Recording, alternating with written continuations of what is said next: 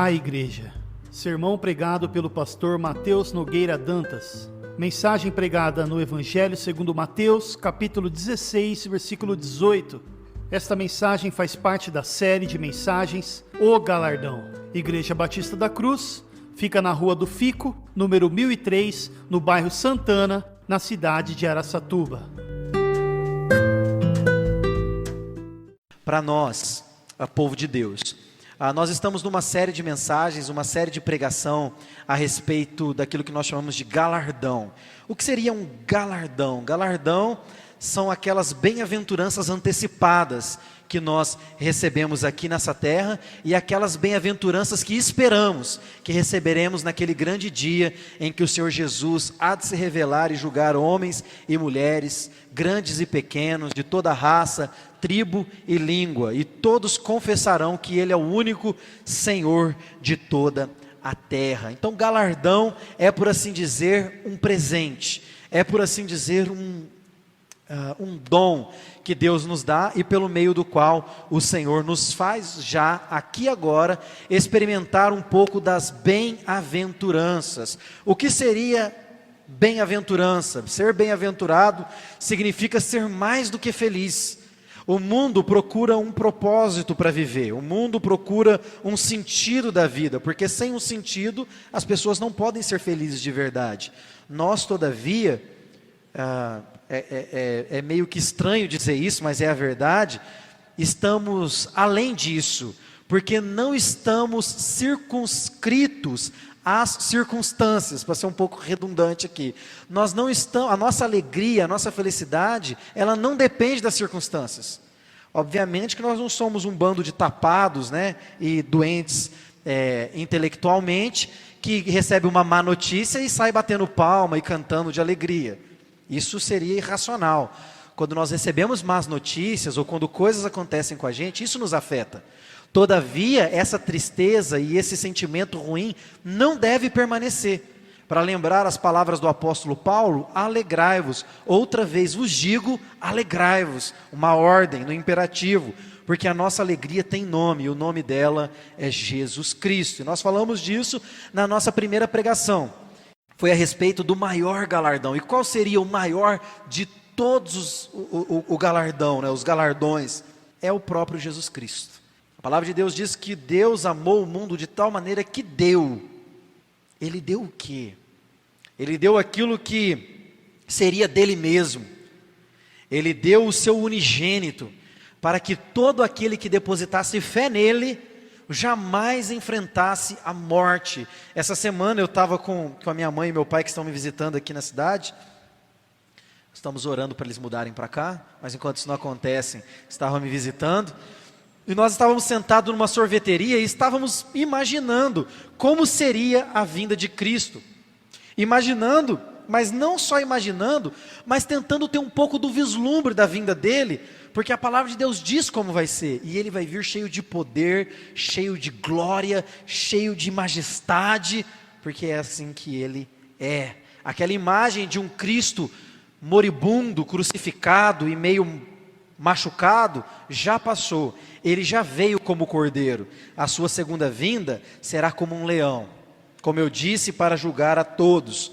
Então, a primeira mensagem foi a respeito desse grande galardão que é o nosso Senhor Jesus Cristo. A segunda mensagem, nós falamos a respeito de uma outra bem-aventurança, de algo que nos alegra e nos motiva a continuar caminhando. O Paráclito, o Espírito Santo, que nos enche não só de sua presença, que já seria tudo e não precisaria de mais nada, mas também nos enche de poder e nos capacita com dons para podermos viver nesse mundo de trevas. E o terceiro galardão sobre o qual nós vamos falar hoje está em Mateus capítulo 16, verso 18.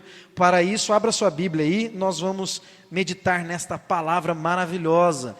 Mateus capítulo 16, verso 18. E digo-te ainda que tu és Pedro, e sobre esta pedra edificarei a minha igreja, e as portas do inferno não prevalecerão. Essa é uma palavra muito poderosa para nós nos dias de hoje. Qual seria então o terceiro galardão?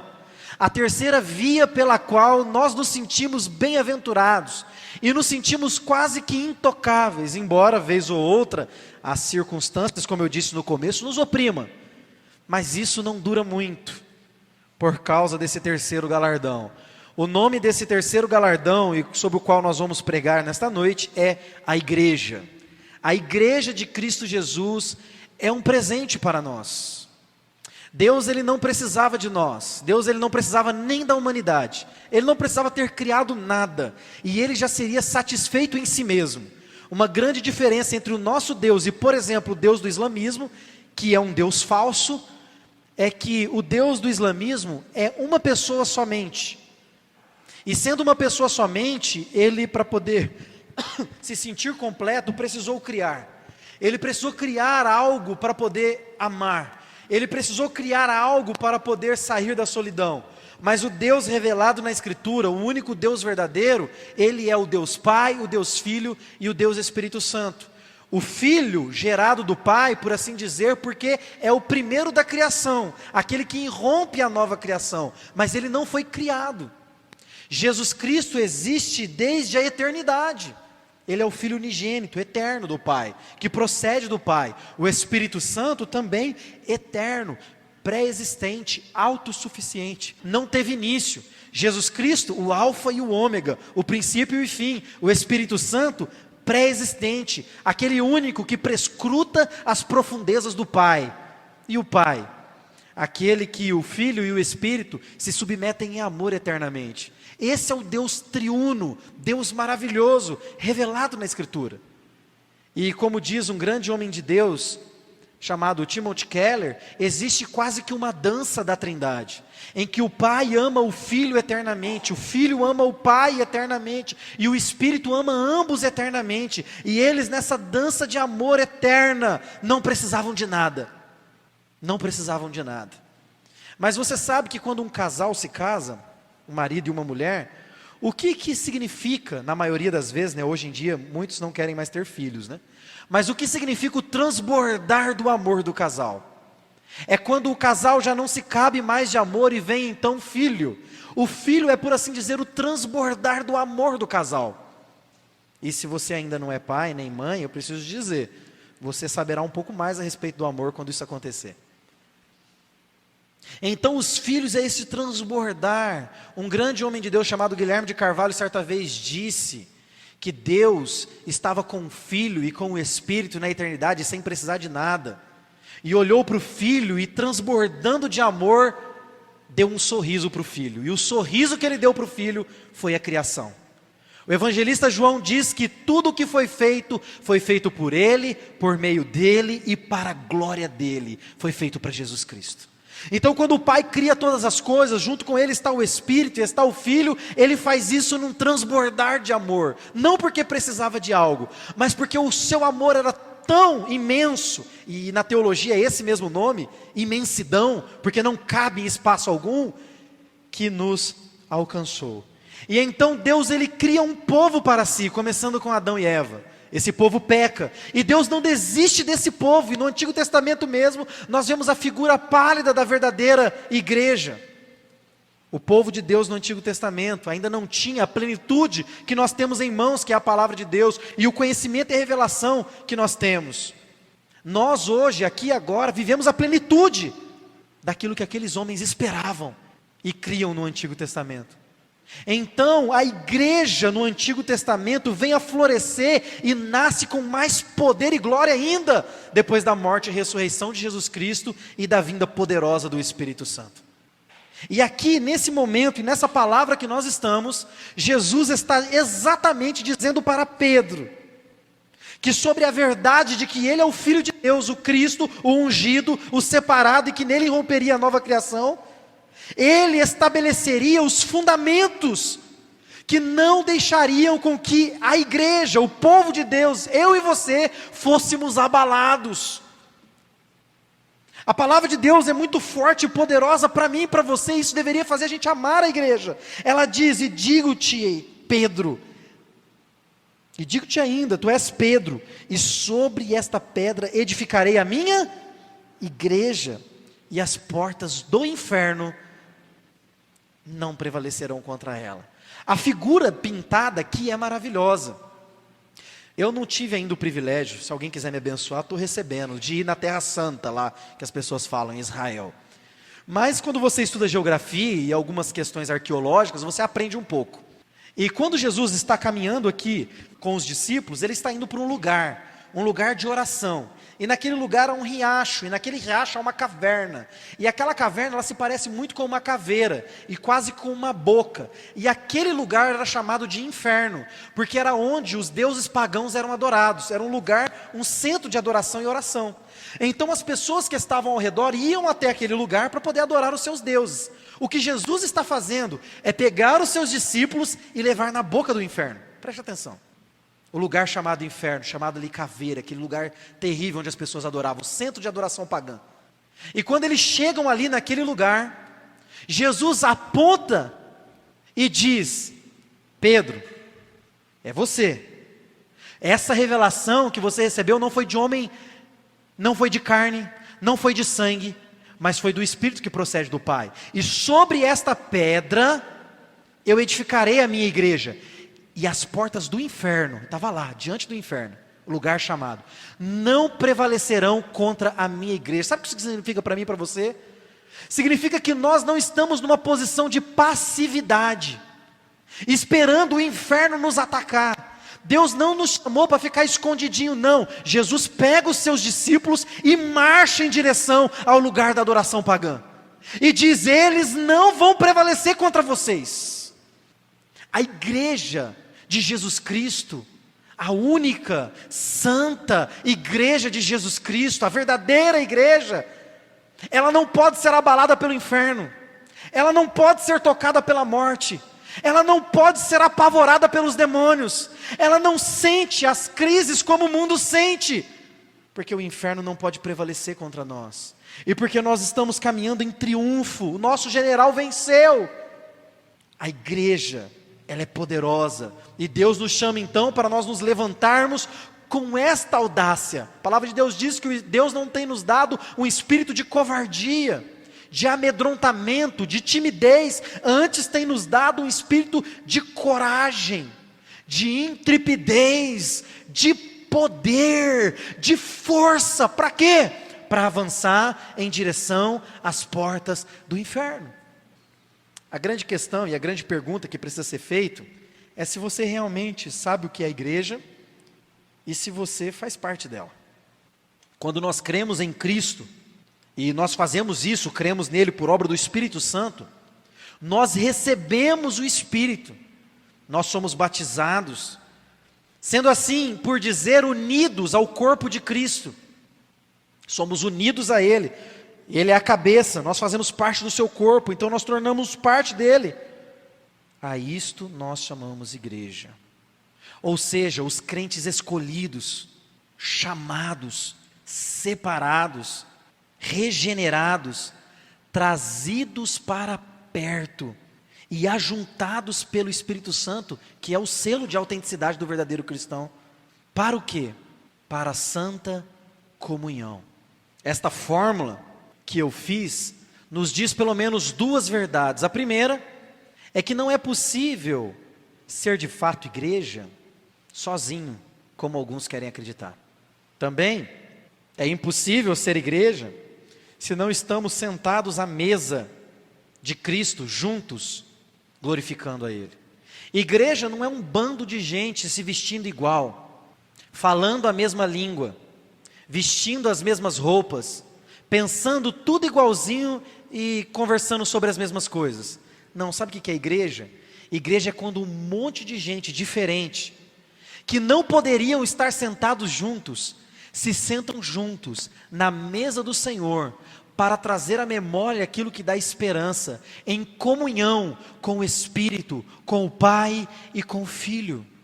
Igreja é quando nós aqui, totalmente diferente, nos unimos para sermos fortalecidos, exortados, corrigidos, receber direção, orientação. Igreja não é um mar de rosas, porque nós ainda estamos diante do pecado, mas certamente é um transbordar do amor de Deus. Se isso é verdade, Por que muitas pessoas abandonam então as suas congregações? Por que então, se isso que eu disse é verdade e é muito bonito na teoria, não nos faz andarmos de fato em unidade e verdade? Bom, são muitos os motivos. Alguns se separam por causa de divergências doutrinárias. Ah, porque eu interpreto esse texto assim. Não, porque eu interpreto assado. Não, porque culto para mim deveria ser assim. Não, para mim deveria ser assado. Outros se separam por questões pessoais. Alguns por serem melindrosos demais. Outros porque de fato foram ofendidos. Outros porque talvez não foram cuidados. Ou esperavam da igreja aquilo que a igreja deveria ser. O que eu já disse até aqui. Quando nós temos um pai e uma mãe e uma criança pequena, o que se espera desse pai e dessa mãe, que são os genitores? O que se espera é que esses pais vão cuidar dos seus filhos. O que se espera é que eles vão instruí-los, é que eles dará a eles amor, os nutrirá, os alimentará, os vestirá, os dará boa educação, instrução, na verdade, na palavra, no mundo. Mas e quando um pai faz diferente disso? E quando um pai nervoso bate mais forte do que devia e espanca o seu filho? E quando uma mãe invade as emoções do seu filho e o provoca a ira de tal maneira que talvez alguns até cometam suicídios? E quando um pai dotado de algum demônio, provavelmente, muito provavelmente, 99,99% de chance de ser isso, estupra os seus filhos? Qual é o sentimento que o filho fica, se não de revolta, se não de aversão, se não de muitas vezes até mesmo transferir para Deus a frustração que tem com seus pais? Muitas pessoas têm deixado de viver o que a igreja é de fato, porque estão feridas. Estão machucadas por uma liderança que não segue a verdade. Estão machucadas por um púlpito que não prega a palavra de Deus. Estão abandonadas, sozinhas, porque seus irmãos que sentam à mesa domingo após domingo com eles, diante de Cristo, não sabem nem o que se passa na sua casa. E estão machucados, estão feridos. Contudo, irmãos, a palavra de Deus é clara. Em Hebreus capítulo 10, verso 25, não devemos deixar de congregar como muitos têm feito. A igreja, que é uma bem-aventurança e algo maravilhoso para nós, muitas vezes nos trará junto com as bênçãos alguns abrolhos, alguns feixos de trigo, não, de joio. E a palavra de Deus é clara para nós. Deus não retira o joio do meio do trigo, porque crescendo eles juntos, talvez se tirasse o joio, o trigo se machucaria e se perderia. A verdade é, irmãos, que se nós formos trazidos pelo Espírito, juntados pelo Espírito, unidos ao corpo de Cristo, separados por eles, por mais que a gente não viva unidos na igreja local, nós não deixaremos de congregar e nem de viver a bem-aventurança que é estar unido ao corpo de Cristo. O que eu tenho a dizer para você é que à medida que nós olhamos para a igreja, precisamos entender que existe a única igreja verdadeira e universal, a igreja invisível de Jesus Cristo, que está aqui inclusive, mas não só aqui, em muitos outros lugares. E existe a igreja local, o povo que se reúne aqui e agora, nesse momento aqui. E no meio dessa igreja local, existe não só igreja, mas existe lobos, existem lobos, existe joio, como eu disse, e que à medida que a igreja cresce e caminha junto, isso vai se tornando cada vez mais visível. Nós sabemos que não existe igreja perfeita, mas nossas famílias também não são perfeitas, mas nem por isso nós desejamos abandoná-las. Em alguns casos sim, mas está errado desejar abandonar a sua igreja. Jesus, ele nos deixou a sua palavra, Jesus, ele nos deixou o Espírito, Jesus distribuiu dons à igreja, nós já falamos sobre essas três coisas, para que nós pudéssemos crescer e amadurecer como corpo. Preste atenção, a palavra de Deus nos diz que quando nós conhecemos a Cristo, nós somos como um bebê que nasce de novo espiritualmente. E quando nós nascemos de novo espiritualmente, um bebê, ele não pode viver sozinho. Ele não sabe falar. Ele não sabe se alimentar, ele não sabe comer. E à medida que ele cresce, e ele vai se tornando adulto e pode comer comida sólida e começa a se alimentar sozinho, ele começa a fazer o que fizeram por ele para outros. A realidade de igreja é exatamente essa. Quando nós nascemos de novo e conhecemos a Cristo, nós somos como bebezinhos que estão recebendo leite genuíno. Estamos sendo alimentados, isso só pode ser feito no seio da igreja, no meio do povo de Deus. Você não consegue se alimentar sozinho. A conversão é essa experiência espiritual que nós chamamos de novo nascimento e que só acontece quando é gerada no meio da igreja. A igreja de Jesus Cristo não é esse prédio, não é a nossa instituição, Igreja Batista da Cruz. A igreja somos nós, como alguém já disse. Nós somos a igreja. O Espírito Santo de Deus habita em nós. Ele habita na sua igreja. Qualquer pensamento e perspectiva individualista e separatista é herética. Você não pode ser isso sozinho. Você não pode ser um dedo que está andando fora do corpo. A igreja é uma bem-aventurança, mas as circunstâncias nos oprimem. As circunstâncias nos querem levar para fora. Mas se você é igreja de fato, as portas do inferno não prevalecerão contra você. Diante dessa introdução, eu queria trazer alguns pontos importantes para nós aqui, a respeito das muitas bênçãos de se estar na igreja. Primeiro, na igreja invisível, aquela que não tem parede, aquela que Jesus conhece e tem ela nas suas mãos e de lá ninguém pode tirá-la. Mas também quero falar das bênçãos de fazer parte da igreja local, desse povo aqui reunido. A primeira delas é que a igreja, ela é um meio de graça. A igreja de Jesus Cristo é um meio de graça. Sabe o que é um meio de graça? Um meio de graça, eu já fiz isso aqui várias vezes, né? É esquisito, tá? Então, se você quiser rir, não tem problema não. É mais ou menos assim, você é um cotoco aqui, ó, você não tem braço. Só até os cotovelos, você não tem punho, não tem mão, você está aqui. Esse é você, sem mão, sem antebraço. E tem muitas bênçãos que Deus deixou diante de você, mas você não consegue pegar elas, ó. Ó a Bíblia aqui, ó, eu não consigo pegar. Meio de graça é que você era assim, um aleijado. E Deus disponibilizou para você mãos. Essas mãos são os meios pelos quais você consegue pegar a graça de Deus e trazer para você. Deu para entender? A igreja é um meio de graça. A igreja são as mãos pelas quais Deus traz virtude sobre nós. Deus criou um povo para ser especialmente abençoado por sua presença, pelas suas promessas e pelo seu poder. Mas a sua presença, as suas promessas e o seu poder se manifestam através do seu povo. Aí você me pergunta, mas eu não posso receber a presença de Deus de maneira pessoal? Lógico que pode. Existe um aspecto particular, mas existe um aspecto corporativo. A palavra de Deus é clara. Deus manifesta o seu poder e a sua virtude quando nós estamos juntos. E transgredir não fazer isso é transgredir o mandamento do Senhor, de estarmos caminhando juntos. Quando estamos juntos, somos alvos da misericórdia.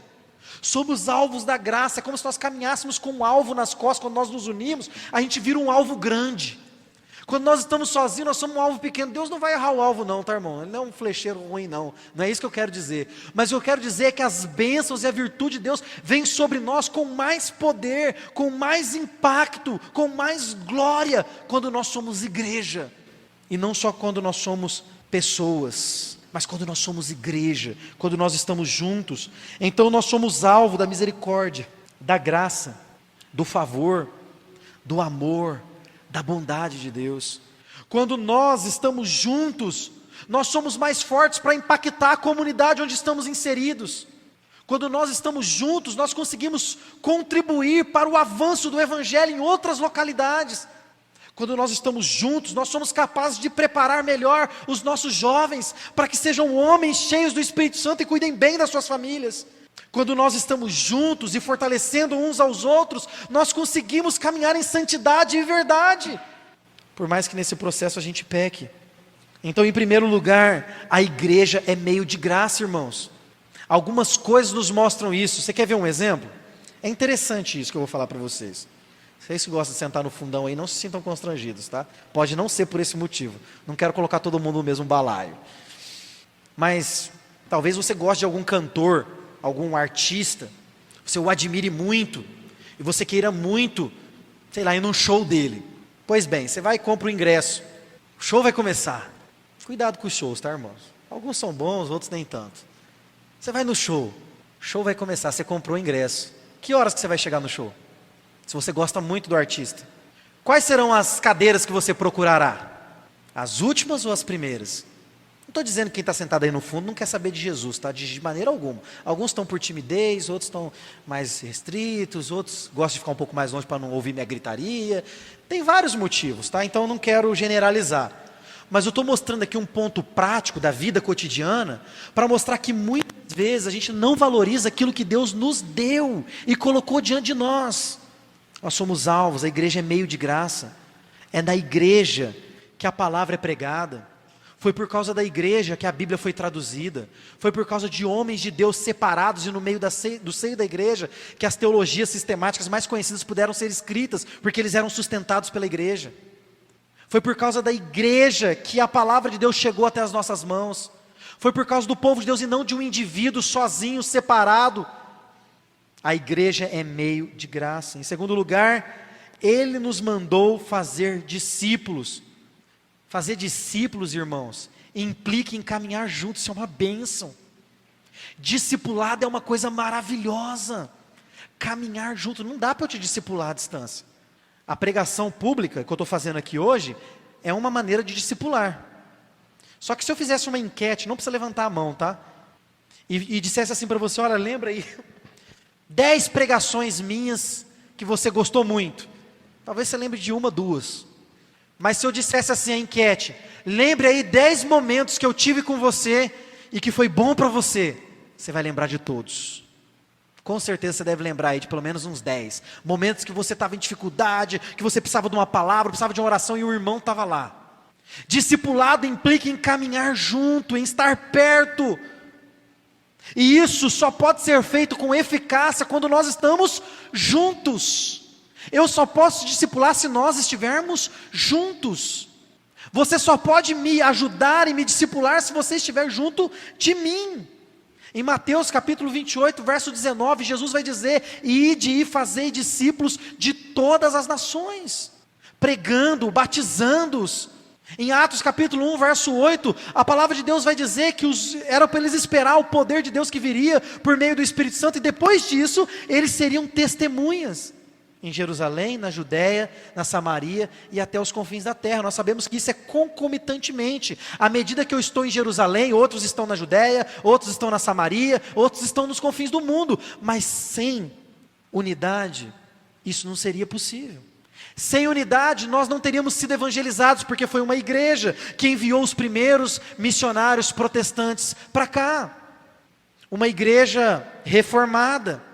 Calvino que enviou os primeiros missionários para o Brasil, que morreram na Baía de Guanabara, os famosos huguenotes. Se não fosse uma igreja que tivesse condição de pagar e financiar isso, talvez nós aqui agora nem seríamos convertidos. É através da igreja que nós conseguimos trabalhar um discipulado forte. Em terceiro lugar, Jesus estabeleceu o batismo em Marcos capítulo 16, verso 16. E em nenhum lugar da Bíblia você vai ver Jesus ou algum apóstolo ensinando o autobatismo. Não posso. Eu me batizo em nome do Pai, do Filho. Não existe isso na Bíblia. Se existisse, estava batizando de novo aqui. Não dá, irmãos. O batismo é um ao outro. Isso não pode ser feito sozinho. Não fosse a igreja unida e fortalecida, esperando o enchimento do Espírito Santo, Imagine isso, irmãos. A palavra de Deus diz que Jesus diz para eles ficarem juntos, perseverando em oração, esperando a promessa do Pai. E se eles tivessem se separado? Será que o Pentecoste ia ser em vários lugares diferentes? Tanto não ia que Jesus foi encontrar uns discípulos meio extraviados lá no caminho de Emaús. Jesus viria sobre o seu povo unido. Jesus estabeleceu o batismo e não o autobatismo. Em quarto lugar, a ceia do Senhor é outro fator de comunhão. Não existe ceia individual na Bíblia. Ela é sempre coletiva. Isso está lá em 1 Coríntios, capítulo 11, verso 25. Não é possível eu fazer uma ceia para mim mesmo. Não existe isso, irmãos. Ceia é para a igreja. Em quinto lugar, a imposição de mãos que confirma a autoridade daquela pessoa como um líder, como um pastor, só pode ser feito por uma igreja, por um povo unido, ajuntado pelo Espírito Santo de Deus. Não dá, eu não posso impor a mão nas minhas cabeças e agora me faço pastor. Vou abrir uma igreja e agora eu sou pastor. Isso não existe. Ninguém pode impor a mão sobre a sua cabeça ou comprar, igual eu já ouvi aqui em Araçatuba, alguns que estão comprando o direito de ser pastor. Não, me dá uma oferta aí, 5 mil, e a gente faz a sua ordenação ao ministério pastoral. Não, irmãos, isso só pode ser feito pela igreja, que reconhece o dom daquela pessoa e impõe as mãos. Não existe autoconsagração. Isso implica em um elemento relacional. Quem vai impor a mão sobre você precisa saber quem você é. A igreja precisa saber dos seus pecados. É o que eu digo aqui sempre, vou reafirmar hoje. Irmão, sai do armário. Irmã, saia do armário. Tem gente que fala, não diga isso, pastor. Não diga para eu sair do armário. Sai do armário. Pecado oculto e escondido não pode ser tratado. O que é que você está escondendo aí? A igreja precisa saber para poder te tratar, para poder te corrigir, para poder te exortar, para poder te dar direção. Pode sair do armário, irmãos. A gente já leva sair do armário a homossexualidade, né? Mas se tiver homossexualidade, que sai do armário também. Vem conversar, vem expor o seu problema. Não tem problema algum, a sua dificuldade. Se é outro problema, a mesma coisa. A verdade, irmãos, é que a imposição de mãos, ela é feita quando há confiança. Quando a liderança atual confia, quando a igreja reconhece, então há imposição de mãos. Em sexto e último lugar, o louvor pode vir aqui. Cada pessoa é exortada na palavra de Deus para orar por si mesma. Mas a Bíblia também recomenda que nós oremos uns pelos outros.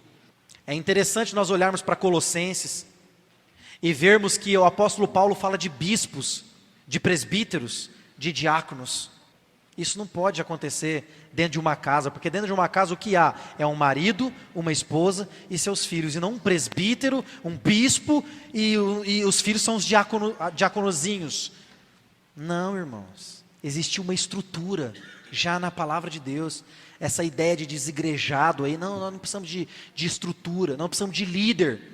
Aí quem fala isso, normalmente quem está falando é o líder, né, da casa ali que está ali reunida. Mas quem foi que disse que não precisa? Não fui eu que disse aqui. Então você é o líder, já entendi. Aí você fala assim, não, olha, então vamos fazer o seguinte, vamos orar aqui pelos enfermos. Aí alguém se levanta e fala, não, nós não vamos orar. Esse é o líder, né, aquele que... Já existe uma instituição. É igual na ética cristã a gente trabalhar com antinomia, com antinomismo, antilei. É uma contradição, gente, a gente pensar, olha, aqui não tem lei. Pronto, é a primeira lei é não ter lei. Não, a igreja foi construída para nós vivermos juntos. Existe um aspecto aqui, ó, na vertical, é isso? Vertical, horizontal? Ninguém sabe? Vertical. Existe um aspecto na vertical. Se eu estou espiritualmente ligado a Deus, então espiritualmente eu estou ligado aqui aos meus irmãos na horizontal. Se você não está ligado a Deus, provavelmente não vai conseguir estar ligado a seus irmãos. Para nós finalizarmos, nós devemos orar a Deus, em primeiro lugar, para agradecer a Ele. Porque eu digo a vocês, irmãos, com toda a segurança do meu coração e convicção, você está em uma igreja que se esforça em viver a palavra de Deus. Isso é uma bênção. O Espírito Santo nos deu essa graça de nos esmerar, de nos mergulhar na sua palavra e buscar vivê-la. Mas isso não quer dizer que somos perfeitos. Isso não quer dizer que somos os melhores, eu já disse isso daqui mais de uma vez. Se você está procurando a melhor igreja de Araçatuba, procura a melhor, é capaz de aqui no bairro você encontrar uma melhor que a gente. Nós não somos os melhores, mas nós somos o povo de Deus, que Ele escolheu, que Ele separou, que Ele selou com o Espírito Santo, que Ele ajuntou nesse lugar, para nós termos forças para fazer aquilo que sozinhos nós não conseguiríamos fazer. E nós devemos orar a Deus nessa noite, em primeiro lugar, para agradecer a Ele por isso. Em segundo lugar, nós devíamos orar a Deus para pedir perdão para Ele, por não valorizarmos aquilo que Ele colocou diante de nós.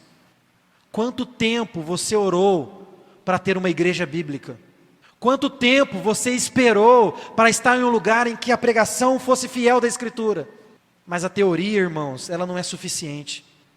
Deus não nos chamou simplesmente para entender o Evangelho, Deus nos chamou para viver o Evangelho. Não basta entender e conhecer, até o Jô Soares já conhece, leu a Bíblia várias vezes, conhece, entende. Deus nos chamou para sermos testemunhas, para sermos o povo de Deus reunido para impactar, irmãos, esse bairro. Vocês lembram quando nós viemos para cá e nos mudamos para cá? Eu disse a vocês que jamais ia acontecer de novo o que aconteceu quando nós nos mudamos lá da Saldanha Marinho.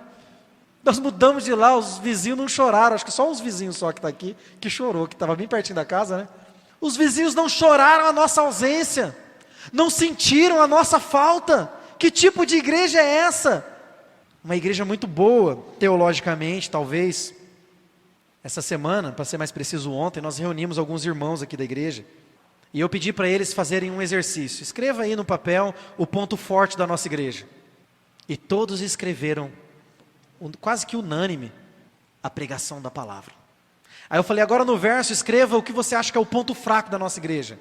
90%, comunhão, relacionamento, profundidade, em viver aquilo que está sendo pregado. A igreja é uma bênção, a igreja é um presente, mas você não pode viver a igreja sozinho, você precisa se envolver com ela. Feche seus olhos, eu quero orar nesse momento. Pai, nós estamos aqui agradecidos pela Tua bondade, por estar plantando uma igreja, uma comunidade, Deus, aqui nessa cidade, que busca viver a Tua palavra e expor a Tua palavra. Por isso, Deus, visita-nos com Teu Santo Espírito, e nos capacita, e nos fortalece, e nos encha, Senhor Deus, da videira verdadeira que é o Teu Filho Jesus. À medida que formos cheios de Cristo, nós então seremos uns com os outros. Tira, Senhor Deus, toda barreira levantada, todo muro construído. Dissipa, Senhor, os céus de bronze e faz recair sobre nós o Teu poder, a Tua virtude e a Tua graça, a fim de que sejamos uma igreja, Senhor, pujante, uma igreja, Senhor Deus, fortalecida, uma igreja que quer transformar a cidade, esta comunidade, uma igreja que quer viver para a glória de Deus. Ah, Deus, é um grande galardão e uma grande bênção poder fazer parte de uma igreja, mas nós somos falhos, Deus. Perdoa a liderança dessa igreja, Senhor, me perdoa como pastor desta igreja. Perdoa, Senhor Deus, toda a liderança, perdoa os irmãos da igreja, Senhor, e que possamos nos unir e caminhar em direção a Jerusalém Celestial, nos exortando uns aos outros, orando uns pelos outros, suportando uns aos outros, amando uns aos outros, pregando o Evangelho uns aos outros, sarando as feridas uns dos outros, sustentando uns aos outros, falando a verdade uns para os outros. Quebra, Deus, tudo que não é Teu, e como igreja nós pedimos, ó Pai, que todo joio, que todo lobo seja revelado, para que a igreja possa florescer forte, vibrante e pujante. Nós oramos, Senhor, e pedimos que o Senhor venha sobre nós com poder e com graça.